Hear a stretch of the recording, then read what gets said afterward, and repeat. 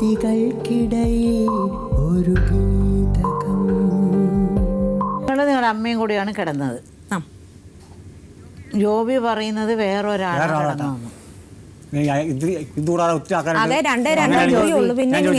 അങ്ങനെയാണെങ്കിൽ മൊബൈലിൽ പടം കാണിക്കാതെ സാധാരണ ഒരു ഭാര്യ, അതൊക്കെ ഒരു ഭാര്യയും ഭർത്താവിന്റെ കാര്യങ്ങൾ, അതൊക്കെ നമ്മൾ അറിയേണ്ട ആവശ്യമില്ല. ഇങ്ങനെ ഇവിടെ കുടിച്ചിട്ടുണ്ടെന്ന് ഇവിടെ പലരോടും നിങ്ങൾ സമ്മതിച്ചല്ലോ.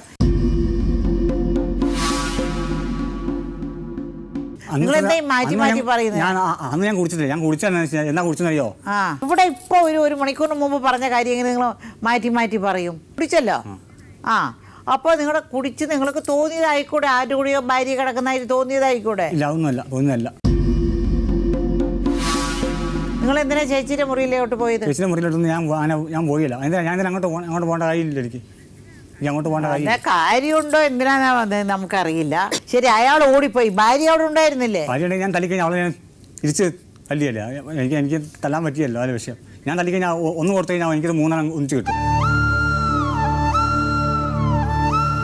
അളിയൻ്റെ കൊച്ചാണ്, നിങ്ങൾ അങ്ങനെയാണ് ഇങ്ങനെ നടക്കുന്നവരാന്ന് പറഞ്ഞുകൊണ്ട് പുള്ളിക്കാരൻ എല്ലാം അയൽവക്കക്കാരോടും മുതൽ എല്ലാവരോടും പുള്ളിക്കാരൻ പറഞ്ഞിടുന്നു. ഇപ്പം എത്ര കൊല്ലമായി പോയിട്ട്? 2 വർഷം ആകുന്നു.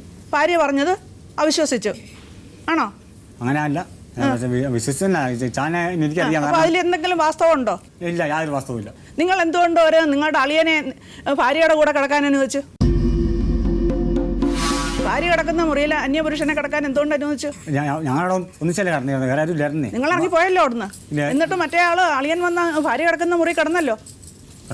അയാൾ ഭാര്യയെ പിടിച്ചു എന്ന് പറഞ്ഞിട്ട് നിങ്ങൾ എന്ത് നടപടിയെടുത്ത്? അവളെ പിടിച്ചോട്ടെ എന്ന് കരുതിയോ? സാധാരണ പുരുഷന്മാരൊന്നും ചെയ്യുന്നതല്ല. ഇദ്ദേഹം പറഞ്ഞു, ഞാൻ ഇദ്ദേഹം ചോദിച്ചു എന്തുകൊണ്ടാണ് ഷീന പിണങ്ങിപ്പോയെന്ന് ചോദിച്ചു. ഇദ്ദേഹം പറഞ്ഞത് ഈ കാരണമൊന്നുമല്ല.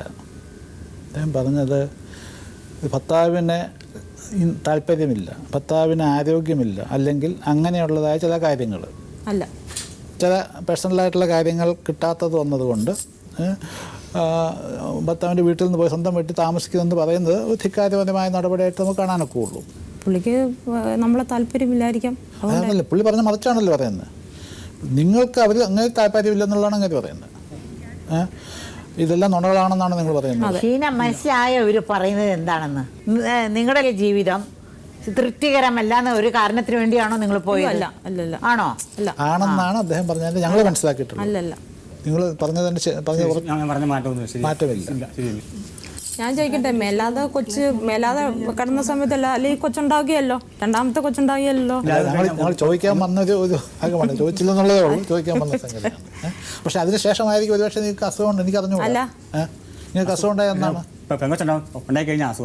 ഉണ്ടോ? അപ്പൊ അത് അങ്ങനെ പറഞ്ഞത് ശരിയാണെന്ന് ഇപ്പൊ ഞാനിവിടെ ഇരിക്കണം, അങ്ങ് ദൂരം പുള്ളി ഇരിക്കുള്ളൂ കേട്ടോ. ഓടിപ്പോയി അമ്മയുടെ അടുത്ത് പോയി ഇങ്ങനെ കെട്ടിപ്പിടിച്ചിരിക്കും. ഇതിങ്ങനെ ഇരിക്കും. അമ്മ കിടക്കുവാണ്, അമ്മയുടെ കൂടത്തിൽ കയറി അമ്മേനെ കെട്ടിപ്പിടിച്ചാണ്. അല്ല, അതിനൊരു കാര്യമുണ്ട്.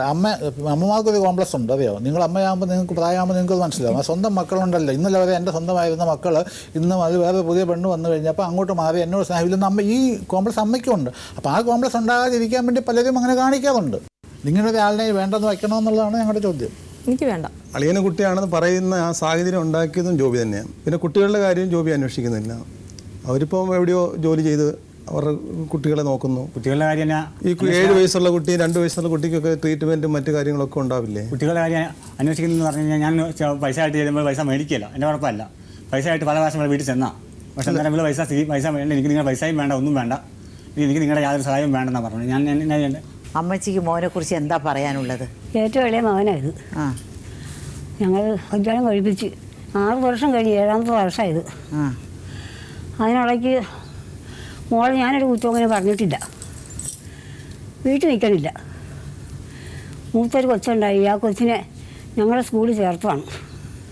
അവരവിടുന്ന് ബുക്കും കുറേയൊക്കെ കൊടുത്തു വിട്ടതാണ്. പറഞ്ഞിരുന്നോ? പറഞ്ഞിട്ടില്ല.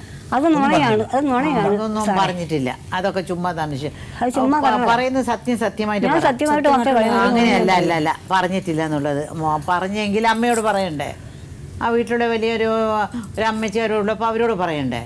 അത് ഇന്ന കള്ളത്തരത്തിൽ അങ്ങനെ പോയി മോനെ വന്ന് അവിടെ ചേർത്തിയത് എന്നിട്ടിപ്പോൾ നിങ്ങൾ പറഞ്ഞു എന്ന് എല്ലാ അയാളുടെ പേര് കുറ്റം പറയാൻ. ഞാൻ പറഞ്ഞേക്ക് അത് ഇംഗ്ലീഷ് മീഡിയം അല്ല, മലയാളം മീഡിയം അത്. അപ്പൊ ഞാൻ ഇപ്പൊ ഈ കാലത്ത് ആരെങ്കിലും മലയാളം മീഡിയത്തിൽ പഠിപ്പിക്കും? അതൊക്കെ സാരമില്ല, അതൊക്കെ ഇരിക്കട്ടെ. പറയാതെയാണോ കൊണ്ടുപോയി ചേർത്തത്? പെട്ടെന്ന് എല്ലാം പറഞ്ഞോണ്ടാണ് പുള്ളി അറിഞ്ഞോണ്ടാണ് കൊണ്ടുപോയത്. അവരുടെ വാക്ക് കേട്ടോണ്ട് പുള്ളി അങ്ങനെ പറയണം. ഞാൻ സംഭവം അറിഞ്ഞിട്ടില്ല. നിങ്ങൾ പറയുന്നു ഇത്രയും മോശമായ മരുമകളാണെന്ന്, അതായത് മകൻ പറയുന്നു. ഇങ്ങനെ അങ്ങനെ ഒരു മരുമകൾ നിങ്ങളുടെ വീട്ടിലേക്ക് വരണമെന്നാണ് നിങ്ങൾ പറയുന്നത്? അല്ല, അതിപ്പം ഞാനങ്ങനെ പറയുന്നില്ല. എന്നാലും കഴിവണത് എനിക്ക് സുഖമില്ലാത്തത് കൊണ്ട് മകളെ കല്യാണം കഴിപ്പിച്ചത് നമുക്കൊരു ആശ്രയത്തിന് വേണ്ടിയല്ലേ.